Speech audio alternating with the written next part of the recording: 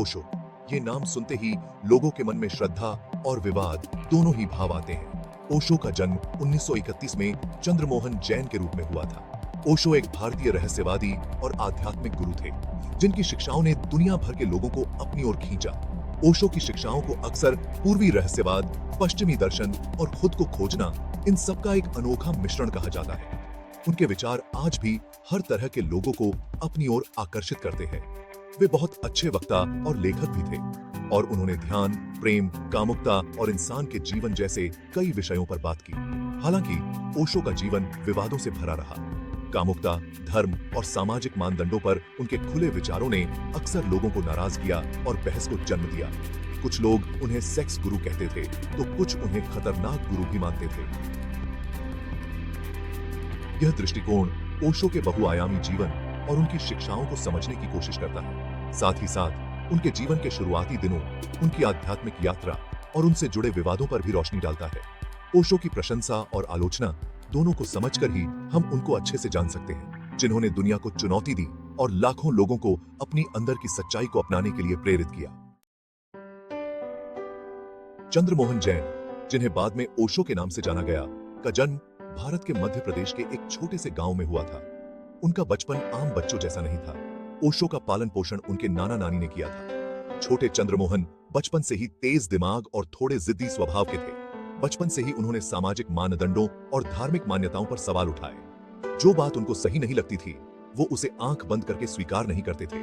यही प्रवृत्ति आगे चलकर ओशो के जीवन और उनकी शिक्षाओं का एक महत्वपूर्ण हिस्सा बनी। उनके नाना नानी प्यार तो बहुत करते थे, पर वो रूढ़िवादी सोच के थे, जबकि छोटे चंद्रमोहन में जिज्ञासा कूट कूट कर भरी थी और उनकी सोच भी कुछ हटकर थी। परंपरा और स्वतंत्र सोच के बीच यह संघर्ष उनके विचारों को आकार देगा और उनकी आध्यात्मिक खोज की नींव रखेगा। जहां एक तरफ उनके दोस्त दुनियादारी में ही उलझे रहते थे, वहीं दूसरी तरफ चंद्रमोहन को इन सबसे परे जवाब चाहिए थे। वे दर्शन, धर्म और तत्व ज्ञान से जुड़ी किताबों में खोए रहते और अपने से पहले के ज्ञानी लोगों के विचारों को समझने की कोशिश करते। ज्ञान की यह प्यास और सच्चाई की अथक खोज उनकी शिक्षाओं की पहचान बनेगी। जैसे जैसे ओशो बड़े होते गए, उनकी जिज्ञासा और बढ़ती गई। वे दर्शन, धर्म और मनोविज्ञान से जुड़ी किताबों को पढ़ते रहते। वे पूर्वी रहस्यवादियों और पश्चिमी विचारकों दोनों की रचनाओं में डूबे रहते। वे बड़े बड़े सवालों से जूझते रहते, जैसे कि चेतना की प्रकृति क्या है, जीवन का अर्थ क्या है और क्या ईश्वर है। ओशो को शुरू से ही संगठित धर्म और उसके आडंबरों पर शक था। वे उन रीतियों और मान्यताओं पर सवाल उठाते थे जिन्हें वे सीमित मानते थे। वे आध्यात्मिकता का एक ऐसा रास्ता खोजना चाहते थे जो अनुभव पर आधारित हो और जिसमें व्यक्ति को स्वतंत्रता हो। अपने विश्वविद्यालय के दिनों में ओशो ने बहस करने की कला सीखी। वे तर्क वितर्क में भाग लेते और लोगों की सोच को चुनौती देते। वे बिना सोचे समझे किसी भी बात को स्वीकार नहीं करते थे। उनका मानना था कि किसी भी बात को मानने के लिए तर्क, कारण और व्यक्तिगत अनुभव होना जरूरी है।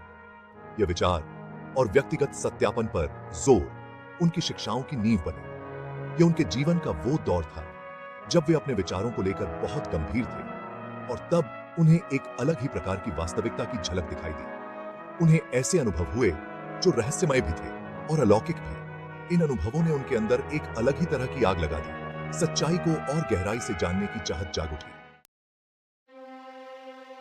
मौत का साया, नियर डेथ एक्सपीरियंस और आध्यात्मिक जागृति। ओशो के आध्यात्मिक सफर को उनके नियर डेथ एक्सपीरियंस ने बहुत प्रभावित किया, जिनके बारे में वे अपने जीवन भर बात करते रहे। मौत को इतने करीब से देखकर वे हिल गए थे। इन घटनाओं ने उन्हें जीवन की नाजुकता और शरीर की नश्वरता का एहसास कराया।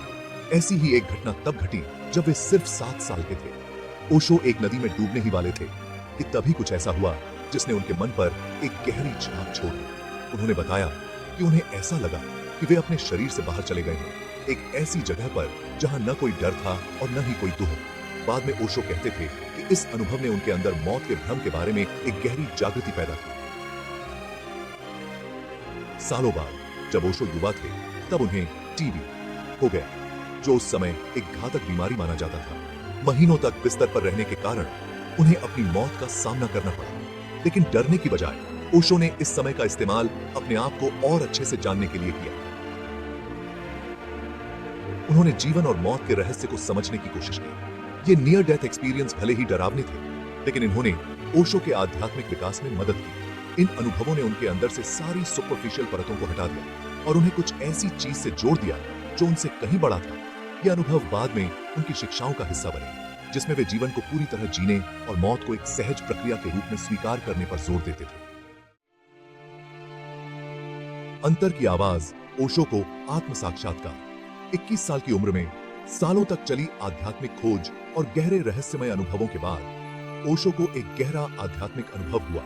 उन्हें अपने असली स्वरूप का एहसास हुआ, जिसने उनके जीवन की दिशा ही बदल दी।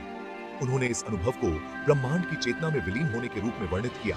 यह एक ऐसी अवस्था थी जहां सिर्फ जागरूकता थी और जहां अहंकार की कोई सीमा नहीं थी। यह बदलाव लाने वाला अनुभव स्वतः ही हुआ, बिना किसी रीति रिवाज या अभ्यास के। ओशो एक स्थानीय पार्क में एक पेड़ के नीचे बैठे थे कि तभी अचानक से उन्हें एक अजीब सी शांति महसूस हुई। उन्होंने इसका वर्णन मन की एक ऐसी अवस्था के रूप में किया जहां विचार आना बंद हो गए थे और वे असीम शांति और एकता की अनुभूति में डूब गए थे। आत्म साक्षात्कार का यह क्षण कोई चरम बिंदु नहीं था, बल्कि एक शुरुआत थी। ओशो के जीवन के काम के लिए एक प्रारंभिक बिंदु था। उन्होंने अपने अनुभव को दूसरों के साथ साझा करने की एक गहरी इच्छा महसूस की, दूसरों को उनके अपने आंतरिक परिवर्तन की ओर दिशा दिखाने की। उन्होंने अपनी पढ़ाई छोड़ दी और शिक्षा देने का रास्ता चुना। वे अपने विचार दूसरों के साथ साझा करते थे और उन्हें रूढ़ियों से मुक्त होने और अपने असली स्वरूप को जागृत करने के लिए चुनौती देते थे। यह अनुभव ओशो की शिक्षाओं की नींव बना, जिसमें उन्होंने इस बात पर जोर दिया कि ज्ञान कोई ऐसी चीज नहीं है जिसे भविष्य में प्राप्त किया जाए, बल्कि यह तो एक ऐसी अवस्था है जो हमेशा मौजूद रहती है, हमारी सोच और गलत पहचान की परतों के नीचे छिपी।